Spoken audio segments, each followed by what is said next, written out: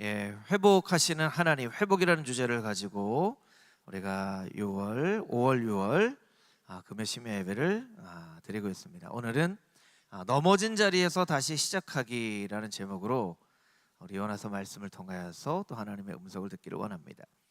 여러분, 요나서는 어떤 책인가요? 요나의 이야기 주일학교 때도 많이 들어보시고 설교도 많이 들어보셔서 요나의 이야기는 익히 다 아실 거예요. 아마 교회를 다니지 않는 사람들도 아는 몇 가지 이야기가 있을 텐데, 동방박사 이야기, 삼손 이야기, 요나 이야기, 이런 이야기들은 교회 다니지 않는 사람들도 이제 들어서 아는 그런 이야기일 거예요. 여러분, 요나서는 어떤 책인가? 하나님의 사랑에 관하여 말하고 있는 책입니다. 하나님이 니느웨 백성, 니느웨는 이스라엘을 괴롭히는 그런 이 바벨론의 수도죠. 바벨론 사람들, 이 사람들까지도 또 그 성에 있는 가축까지도 사랑하시고 아끼시는 분이시다. 하나님이 얼마나 사랑의 하나님이신가를 나타내는 책이 바로 요나서이죠. 또 요나서는 선교에 관련된 책이라고 합니다. 하나님이 가장 미워하는 니느웨 사람에게 가서 복음을 전하게 하세요. 그러니까 땅끝은 어디예요? 가장 멀리 있는 곳이 땅끝이 아니라 가장 미워하는 사람이 땅끝이에요.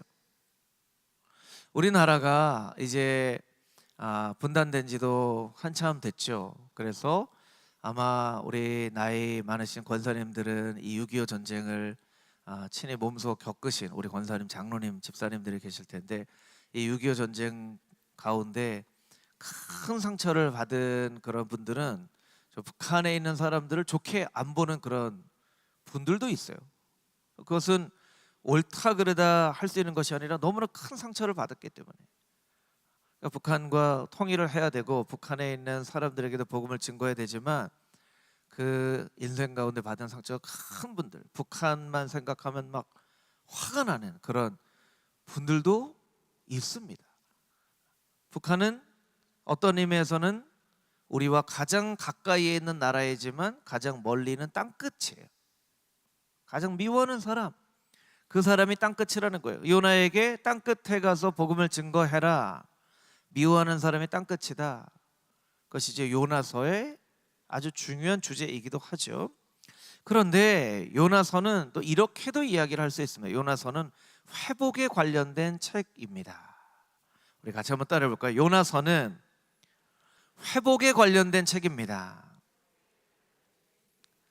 회복이란 주제로 말씀을 나누고 있는데, 오늘 요나서 말씀을 묵상하는 것을 보면 회복과 요나서가 관련이 있다는 거죠. 왜 회복에 관련된 책인가? 하나님의 뜻을 어기고 니느웨로 가는 배를 타지 않고 다시스로 가는 배를 탔던 요나, 하나님의 뜻을 저버리고자 나를 그냥 바다에 빠뜨려라 할 정도로 하나님으로부터 멀어졌던 요나를 하나님께서 포기하지 않으시고 다시 회복시키셔서 선지자로 삼으세요. 또 요나가 순종해서 니느웨에 가서 복음을 증거했는데 니느웨 사람들이 막 회개해요. 그러니까 요나가 막 화가 나가지고 하나님께 막 성을 냅니다.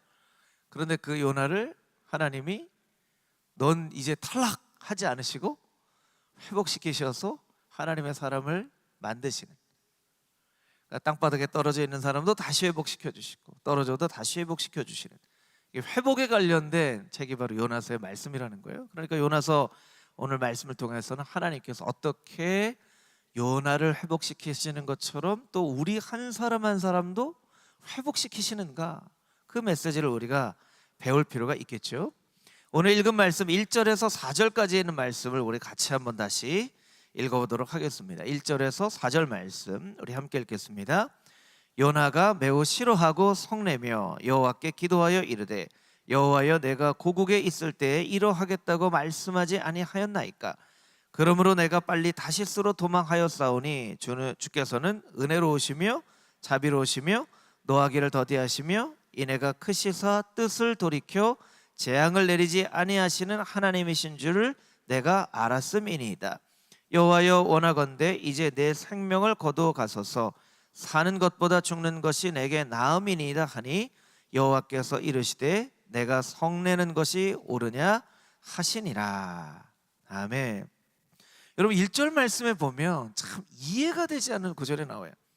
요나가 매우 싫어하고 하나님이 하시는 일을 매우 싫어했다는 거예요. 이 요나 같은 사람이 어떻게 있을까요? 나 하나님 하는 거 난 너무 싫어요. 얘기하는 거예요. 하나님 이렇게 행하시는 거 저 정말 못마땅해 죽겠어요. 정말 하나님 행하시는 거 다 싫어요. 이렇게 얘기를 했다는 거예요, 요나가. 근데 그것만 한 게 아니라 성을 냈어요. 성을 막 어떻게 성을 냈을지, 어떻게 성을 냈을까요? 막 소리 질렀을까요? 우리 화날 때 어떻게 하죠? 화날 때 소리 지르고 또 눈을 이렇게 사랑스러운 눈으로 쳐다보나요? 눈을 막 째려보고 막 그렇죠? 막 손가락질하고 하잖아요, 그렇죠? 그러니까 하나님께 그렇게 했다는 거예요. 막 손가락질하고 막 하늘을 향해서 막 눈을 막 흘겨서 뜨고 막 하나님 이럴 수가 있습니까? 뭐 이렇게 제가 좀 이렇게 좀 잘 연기를 해야 되는데 제가 연기력이 좀 떨어지죠.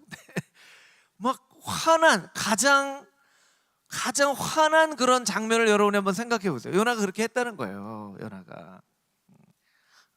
그리고 뿐만 아니라 어떻게 얘기했냐면 이제 자기가 다시스로 가려고 했던 것을 다시 요나가 이야기를 해요. 2절 말씀에 보면 내가 고국에 있을 때 이러하겠다고 말씀하지 아니하셨나이까? 그러므로 내가 빨리 다시스로 도망하였습니다. 그래서 제가 다시스로 간 거예요. 하나님 이렇게 할까 봐. 그러니까 자기가 다시스로 간 게 잘했다는 거예요? 잘못됐다는 거예요? 잘했다는 거예요. 거 봐요. 그래서 제가 다시스로 간 거예요. 제가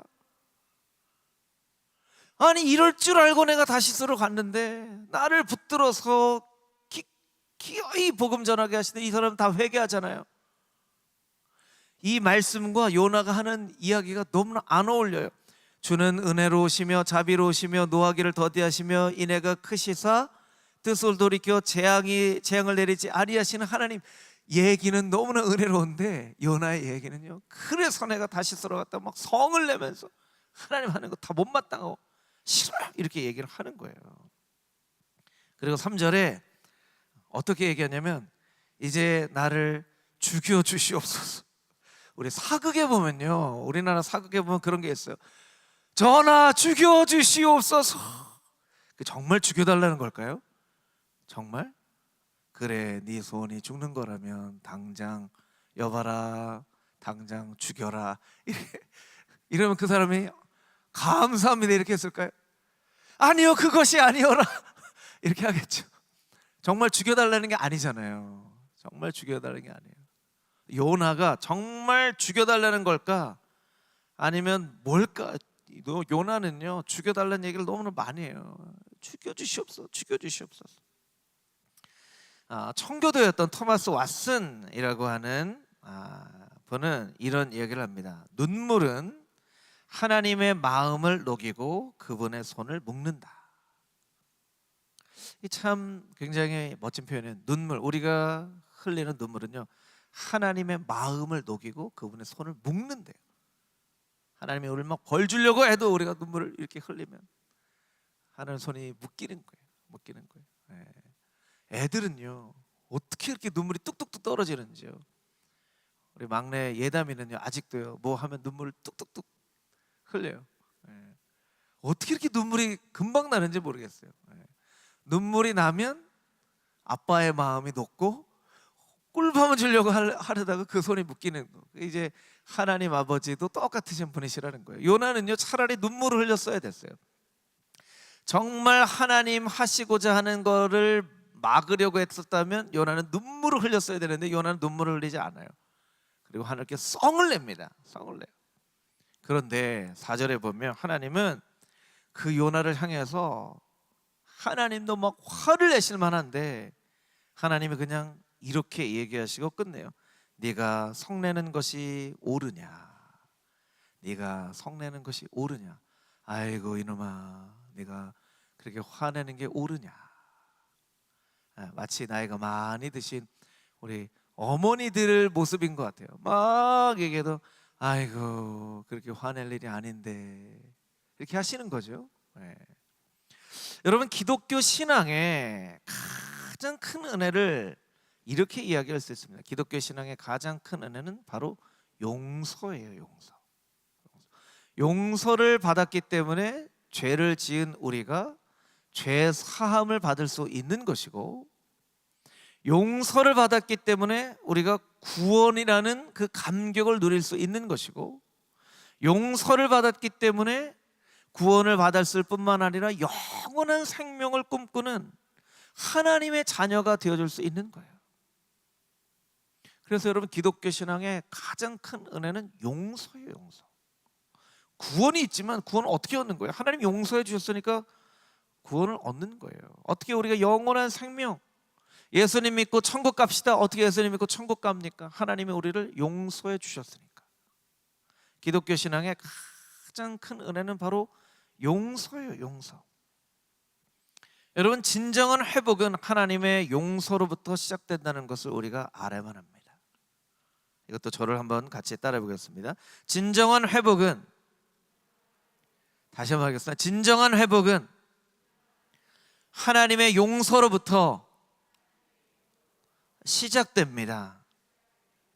할렐루야. 그래서 하나님의 용서하심을 우리가 알아야 돼요. 여러분, 성경에 보면요, 너무너무나 용서에 대한 말씀이 많이 나와요. 한 사람을 용서하시거나, 한 어떤 지파를 용서하시거나, 민족을 용서하시거나, 나라를 용서하시는 구절들이 많이 나와요. 고라자손은요, 모세를 반역하여서 그 모든 일족이 땅에 삼키운 바 되어서 죽은 그런 사람들이에요. 그런데 어찌하다 보니까 그 땅에 삼키운 바 되어서 죽었어야만 하는 고라 자손 중에 몇몇 사람이 살아남았어요. 여러분, 한번 생각해 보세요. 정말 하나님께 반역하고 모세에게 반역하여서 정말 그 일족이 멸망당하는 그런 그 죄를 지은 사람 중에 살아남은 몇몇 사람, 이 사람 행복하게 살 수 있을까요? 행복하게 살기 쉽지 않겠죠. 그런데 그 고라 자손이 하나님을 찬양하는 일에 부름을 받고 쓰임을 받아요. 그래서 시편에 보면 고라 자손이 쓴 시들이 등장을 합니다. 몇몇 시편들이 있지만 대표적으로 우리가 잘 아는 시편 84편 10절에서 12절 말씀에 보면 이런 구절이 있죠. 주님, 주의 궁정에서의 한날이 다른 곳에서의 첫날보다 나은즉 악인의 장막에 사는 것보다 내 하나님 성전에 문지기로 있는 것이 좋사오니 여호와 하나님은 해여 방패이시라. 여호와께서 은혜와 영화를 주시며 정직하게 행하는 자에게 좋은 것을 아끼지 아니하실 것임이니이다. 만군의 여호와여, 주께 의지하는 자는 복이 있나이다. 주님, 주의 궁정에서 한 날이 악인의 장막에 첫날보다 낫습니다. 이 고라 자손의 시거든요. 사실 고라 자손이 행한 일로 보면 이런 시편을 쓰거나 아니면 하나님을 예배하는 일에 쓰임을 받을 수 없는 그런 일족이에요.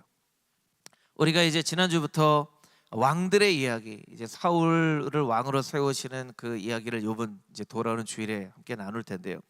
사울은 베냐민 지파 사람이었습니다. 여러분, 베냐민 지파는 어떤 사람이었습니까? 사사 시대 때 레위 사람의 첩을 기브아 사람들이 아주 정말 끔찍한 일을 행해서 그 레위 사람이 그 시신을 토막을 해서 12지파에 보내고 12지파와 싸워서 그 베냐민 지파가 남자 600명만 남겨놓고 모든 베냐민 지파 사람들이 다 죽어요. 이스라엘의 역사 가운데 가장 끔찍한 사건이죠. 11지파와 베냐민 지파가 싸우는, 베냐민 지파가 정말 멸망당하는 그런 일이 이제 베냐민 지파에 일어난 일이에요. 근데 여러분, 그 베냐민 지파에 이게 뭐 몇백 년 일 전의 일이 아니에요. 사사시대 다음에 바로 이 사무엘을 통해서 사울이 기름 부음을 받았기 때문에 그 지파에서 이스라엘 첫째 왕이 세워지는 것은 그렇게 쉬운 일은 아니에요. 그렇죠. 그렇게 쉬운 일은 아니라는 거예요. 제가 이건 그냥 제 개인적인 생각이기 때문에 뭐 그냥 말씀을 드리지만 참 지역 감정이라는 것이 참 해결되기가 참 쉽지 않다라는 것을 생각을 하게 된 것은요, 지난 선거 때도 저도 뭐 이제 선거를 참여한 지가 한참 됐기 때문에 뭐 20살부터 했으면 벌써 30년, 제가 이제 올해 50이 넘었기 때문에 51가 됐기 때문에 51살인가요? 2살인가요? 제가 나이도 잘 기억이 안 나는데 그때도 막 지역 감정, 경상도와 전라도 이 지역 감정 있었는데, 요번에 선거를 보면서도 제가 딱 전라도와 경상도가 딱 나눠지는 걸 보면서, 야, 이게 지역 감정이라는 것이 한참의 시간이 이렇게 지나도 여전히 어떤 지역에서는 어떤 당에서 추천한 후보가 80%, 90% 이렇게 표를 얻고, 어떤 지역에서는 또 80%, 90%를 얻고, 시간이 이렇게 지나가도 이 지역에 뿌리 내리는 감정이라는 것은 참 이게 쉽게 해결되어지는 일이 아니구나, 이런 생각을 했어요. 뭐가 잘했다 잘못했다는 얘기가 아니고요. 제가 말씀을 보면서 사울 왕이 베냐민 지파의 사람으로서 이스라엘의 최초의 왕이 되는 것은 정말 이게 너무너무나 어려운 일이라는 것을 제가 깨달아 알았어요. 이게 참 굉장한 일이었구나. 여러분, 아브라함은 어떤 사람이었습니까? 자기 살자고 아내를 누이라고 속였죠. 굉장히 어떻게 보면 남편으로서는 해야 하지 않아야 될, 그리고는 어떻게 생각했어요? 뭐 누이는 맞기는 맞잖아, 이렇게 생각을 한 거예요. 예. 아브라함은 그런 사람이었어요. 여러분, 모세는 어떤 사람이었죠? 모세는 살인자였어요. 다윗은 어떤 사람이었죠? 다윗은 간음을 위해서 살인을 저지른 사람이에요. 다윗은 더 끔찍한 사람이죠. 복음 전도자 바울 되기 이전 사울일 때 어떻게 했습니까? 스데반의 죽음을 방조한 살인 방조죄를 저지른 사람이죠. 그 성경에 우리가 존경하는 인물들은요, 정말 다 끔찍한 범죄를 저지른 사람이에요. 살인자, 간음을 위해 살인한 사람, 살인을 방조한 사람. 어떻게 보면 우리의 관점으로 보면 절대로 하나님의 사람으로 쓰임 받을 수 없는 사람들을 하나님께서는 사용하세요. 어떻게 사용하세요? 용서하시고 그들을 회복시키심으로 사용하세요. 이게 하나님의 용서하심이에요. 여러분, 우리가 진정한 회복을 꿈꾼다면 용서를 배워야만 합니다. 우리가 절대로 하지 않아야 될 얘기가 있는데, 이 얘기예요. 난 정말 절대로 용서 못해. 어떤 사람에 대해서 우리가 그렇게 생각할 때가 있잖아요. 난 정말 절대로 용서 못해. 여러분의 마음 가운데 혹시 용서 못할 사람 한 명씩, 두 명씩 있습니까? 난 다른 건 몰라도, 다른 사람 몰라도 나는 저 사람만큼은 절대로 용서 못해. 이것은요, 여러분, 용서를 이해하지 못한다면요, 사실은 예수님을 절대로 이해할 수 없습니다. 하나님을 절대로 이해할 수 없어요. 기독교 신앙을 절대로 이해할 수 없어요. 물론 용서 못할 정도의 상처받은 감정, 그 감정을 제가 잘못된 감정이라고 얘기를 하는 것은 아니에요. 우리가 정말 상처를 받을 때 있죠. 그러면 그 감정을 가지고 하나님 앞에 나와서 하나님의 용서하심으로, 내가 용서받은 그 용서하심으로 말미암아 나는 할 수 없지만 하나님이 내 마음 가운데 그 용서하심을 깨닫게 해주신다면 하나님의 그 용서하심으로 나는 용서할 수 있습니다 라고 할 수 있어야 돼요. 여러분, 혹시 여러분의 마음 가운데 나는 정말 절대로 용서할 수 없는 사람 한 명씩, 두 명씩 있습니다 하면, 오늘 그 사람을 입술로 먼저 용서하겠노라고 선포할 수 있게 되기를 주님의 이름으로 축복합니다. 왜냐하면 그렇게 해야 하나님을 이해할 수 있기 때문에 그래요. 예수님을 이해할 수 있기 때문에 그래요. 용서 못해 하면요, 절대로 하나님을 이해할 수가 없어요. 그러면 어떻게 하나님을 이해합니까? 살인자를 이스라엘의 지도자로 세우시고 왕으로 세우시는 그 하나님을 우리가 어떻게 이해할 수 있겠어요?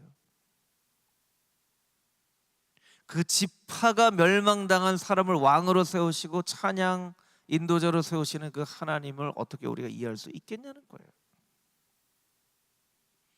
또한 반면에 여러분이 하나님 앞에 뭔가 용서받을 일, 회개하고 용서받을 일이 있다면 오늘 이 시간에 하나님 앞에 용서함을 구할 수 있게 되기를 주님의 이름으로 축복합니다. 이럴 때는 크게 아멘 하셔도 돼요. 여러분, 하나님 앞에 용서함을 구하는 귀한 저녁이 되기를 주님의 이름으로 축복합니다. 여러분, 조금 뻔뻔하게 용서를 구해도 돼요. 뻔뻔하게. 왜냐하면 우리 하나님은 너무나 크신 분이시기 때문에 우리가 좀 뻔뻔하게 하나님 좀 죄송해요. 제가 정말 큰 잘못을 저질렀는데 제가 죄송해요. 저 뻔뻔하죠. 해도 하나님은 너무나 크신 분이시기 때문에 하나님 앞에서는 그 뻔뻔함도 하나님이 다 이해를 하시는 거예요. 우리가 때로는 염치가 없어서 면목이 없어서 용서를 구하지 못할 때가 있어요. 여러분, 사람들과의 관계에서 혹은 하지 말아야 될 일이나 행동을 하면요, 사실은 염치가 없거나 면목이 없어서 그 사람을 이렇게 슬금슬금 피하게 되기도 해요. 피할 일이 아닌데 아유 내가 왜 그런 행동을 했을까, 아유 왜 그런 말을 했을까 하고 괜히 슬금슬금 피해요. 여러분, 그런 것처럼 하나님을 우리가 슬금슬금 피해요. 잘못했다고 너 왜 이렇게 피해? 아유 제가 좀 잘못해서요. 피하지 말고 하나님 앞에 좀 뻔뻔스럽게 용서를 구해야 돼요. 그럼 하나님이 우리를 거절하지 않으시고 용서를 진심으로 구하는 자를 한 번도 거절하지 않으시고 용서하시는 그 진정한 용서의 사랑의 하나님을 만나고 경험하는 이 시간 되기를 주님의 이름으로 축복합니다.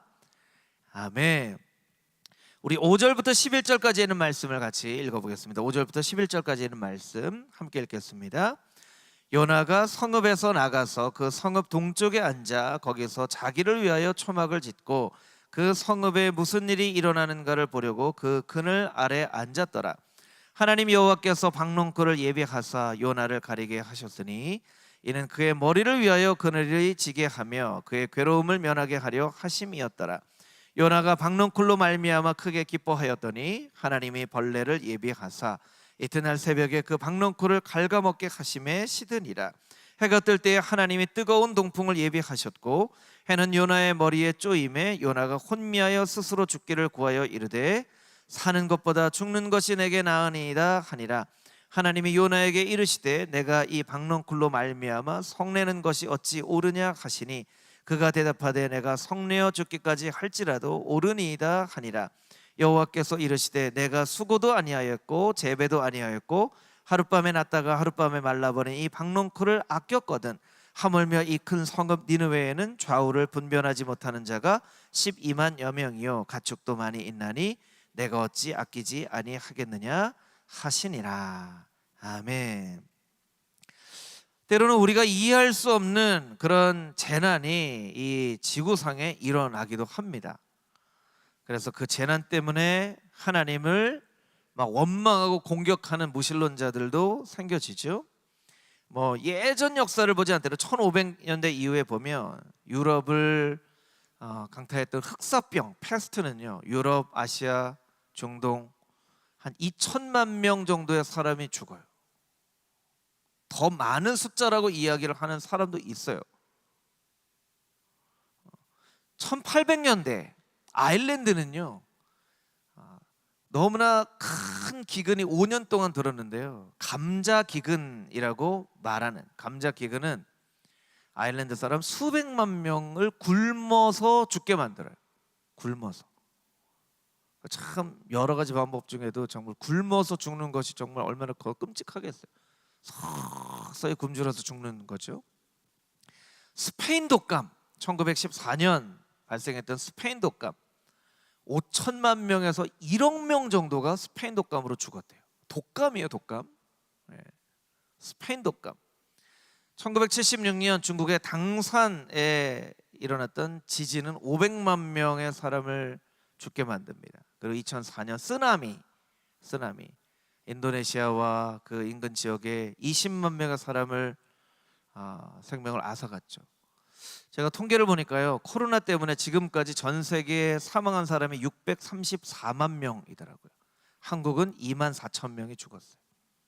그러니까 이 코로나도 인류의 대재앙이라고 할 만한 질병이에요.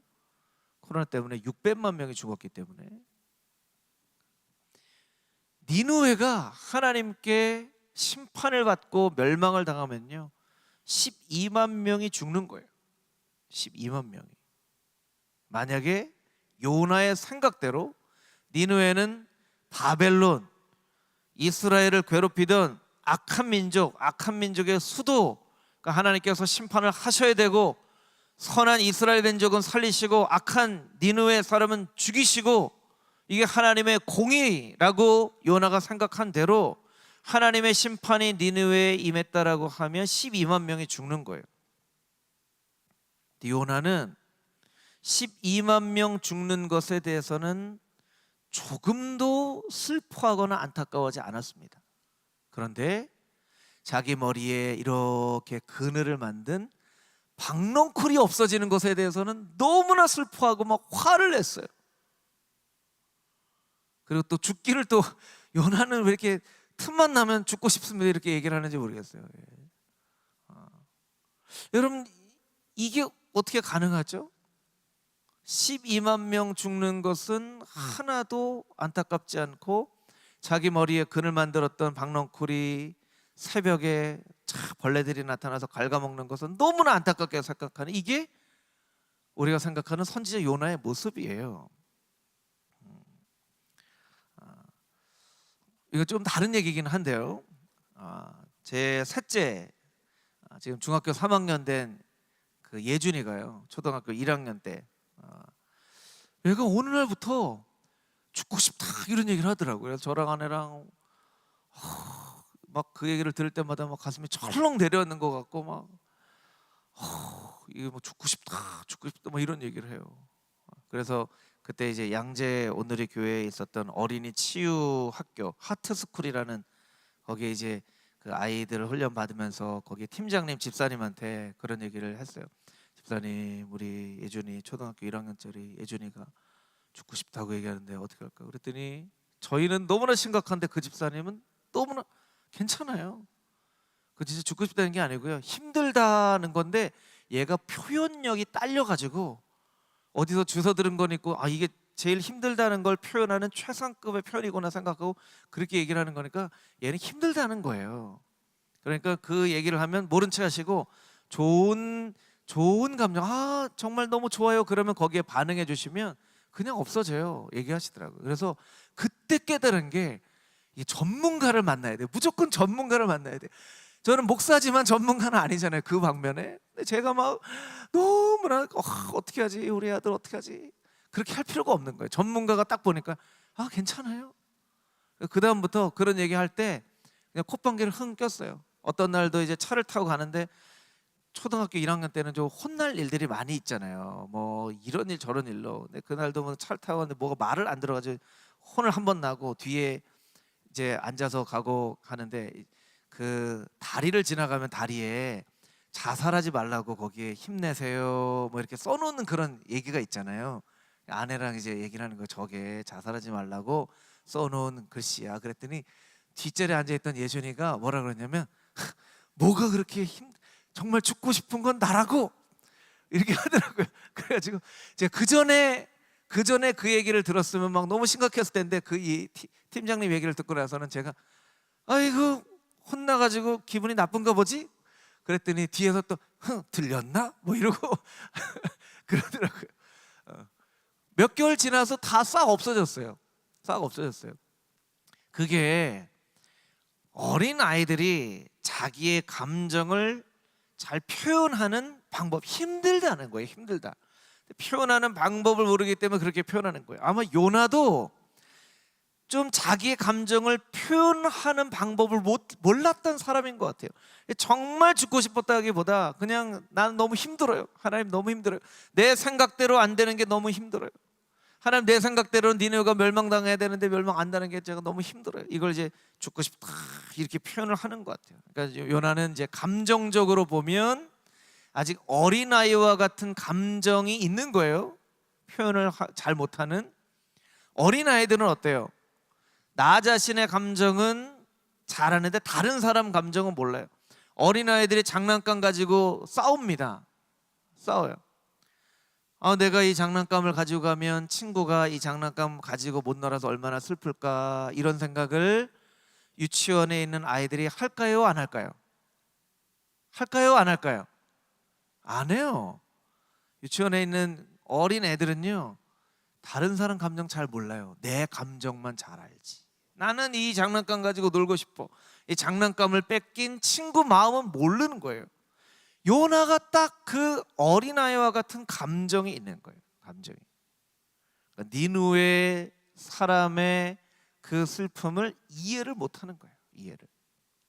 그러니까 박농쿨은 너무나 아끼는데 12만 명 니누의 사람들은 심판받아 죽어도 돼, 이렇게 생각을 하는 거예요. 고린도전서 2장 14절 말씀에 보면 이런 말씀이 있습니다. 우리 자막으로 우리 같이 한번 읽어보겠습니다. 시작. 육에 속한 사람은 하나님의 성령의 일들을 받지 아니하나니 이는 그것들이 그에게는 어리석게 보이며 또 그는 그것들을 알 수도 없나니 그러한 일은 영적으로 분별되기 때문이라. 아멘. 육에 속한 사람은, 자막을 계속 보여주세요. 육에 속한 사람은 하나님의 성령의 일들을 받지 아니하나니, 사실은 받지 아니하는 게 아니고요, 받을 수가 없는 거예요.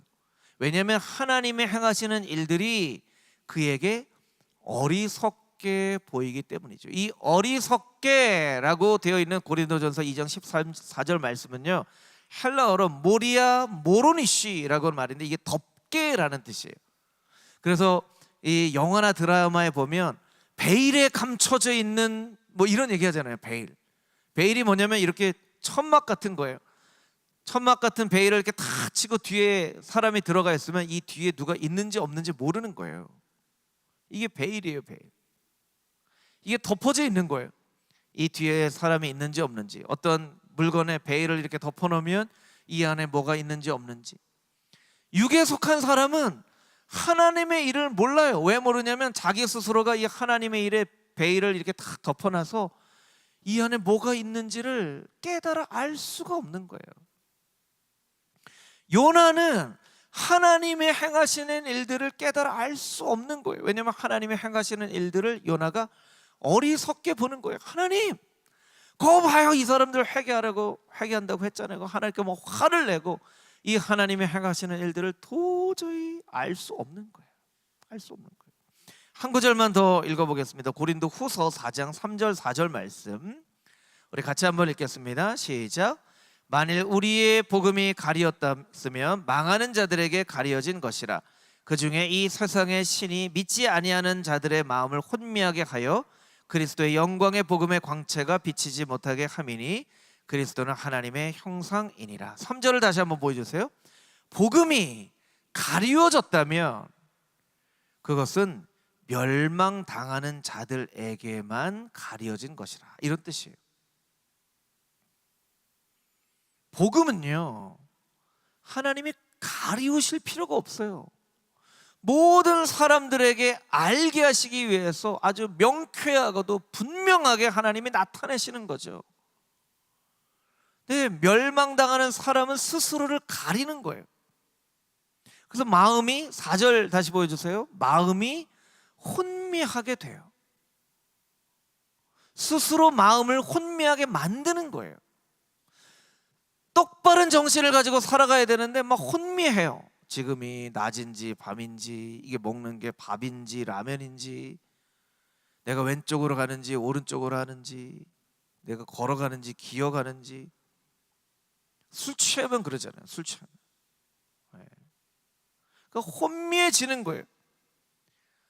하나님을 인정하지 않고 하나님을 믿지 않고 하나님의 행하시는 일들을 깨달아 알 수 없는 육에 속한 사람은 스스로 마음이 혼미해요. 여러분, 지난 한 주간에 여러분의 삶, 한 달에 여러분의 삶을 이렇게 돌아볼 때 아주 똑바른 정신을 가지고 분명하게 명쾌하게 이건 이거 이렇게 하고 사셨는지, 아니면 이걸 해야 될지 말아야 될지, 가야 될지 멈춰야 될지, 지금 쉬어야 될지 일해야 될지 모르고 막 주변을 보면서 사람들은 어떻게 살아가지? 이렇게 살아가는 게 맞나? 혹시 그렇게 살아왔다면 여러분, 오늘 정신을 똑바로 차리고 육에 속한 사람이 되어지지 않도록 하나님의 행하시는 일들을 어리석게도 깨닫지 못하는 일이 일어나지 않도록, 박농쿨 하나는 소중하게 여길 줄 알면서도 12만 명의 사람의 목숨은 전혀 아까워하지 않는 그런 이기적인 어린아이와 같은 감정의 사람으로 살아가고 있지는 않은지 나 자신의 모습을 돌이켜봐야만 한다는 거예요. 여러분, 지금도 너무나 많은 사람들이 고통을 당하고 있어요. 특별히 선교지에서 점점 복음을 전하기 어려운 그런 선교사님들의 정말 생명을 걸고 복음 증거하는 그런 일들이 아직도 많이 있어요. 그런데 그 선교사님들의 일에는 관심이 별로 없어요. 내 자신이 박농콜과 같이 나의 삶 가운데 일어나는 조그만 것들 가지고, 이 조그만 것들이 이루어지냐 이루어지지 않느냐, 이게 박농쿨이 사라지냐 더 그늘이 생기느냐 가지고 하나님께 서운해요, 서운하지 않아요, 난 죽었으면 좋겠어요, 이러고 살고 있지는 않는지 우리가 우리 스스로의 모습을 돌이켜봐야 된다는 거예요. 여러분, 지난 한 주간 동안 우리의 마음을 정말 힘들게 했던 그 어떤 일일지라도 그것이 사람을 살리고 죽이는 일인지, 아니면 있어도 되고 없어도 될 일을 가지고 우리가 너무나 힘들어 했는지를 돌이켜봐야 된다는 거예요. 우리는 왜 있을 수도 있고 없을 수도 있고 박농콜과 같은 존재를 가지고 너무나 때로는 하나님께 마음 상한다고 이야기를 하고, 사람들과의 관계에서도 마찬가지예요. 그렇게 말할 수도 있고 말하지 않을 수도 있고, 행동할 수도 있고 행동하지 않을 수도 있는데, 그게 죽고 사는 문제가 아니라면 그냥 대범하게 툭 털어버리기도 하고 이해하기도 해야 되는데, 말 하나 때문에 막 상처를 받고 행동 하나 때문에 묵상을 하고 그렇게 살고 있지는 않느냐는 거예요. 그런 사람이 어떻게 하나님의 이 니느웨 백성을 사랑하시는 용서하심을 회복시키셔서 다시 일꾼 만드시고, 회복시키셔서 다시 일꾼 만드시는 하나님의 사랑을 어떻게 우리가 깨달을 수 있겠냐는 거예요. 자, 우리의 마음을, 우리의 생각을 한번 잘 돌이켜봤으면 좋겠어요. 나는 요나와 같은 사람은 아닌지, 육에 속한 사람으로서 하나님의 행하시는 일들을 어리석게 이해하지 못하고 스스로 혼미함 가운데 살아가고 있는 사람들은 아닌지 나 자신을 돌아보고, 하나님, 요나와 같은 마음을 벗어버리고 성숙한 신앙인으로 하나님의 행하시는 일들을 깨달아 알 수 있는 하나님의 거룩한 자녀 되게 하여 주시옵소서. 그렇게 간절한 마음으로 간구하며 기도할 수 있는 저와 여러분이 되기를 주님의 이름으로 축복합니다. 아멘. 아멘. 우리 함께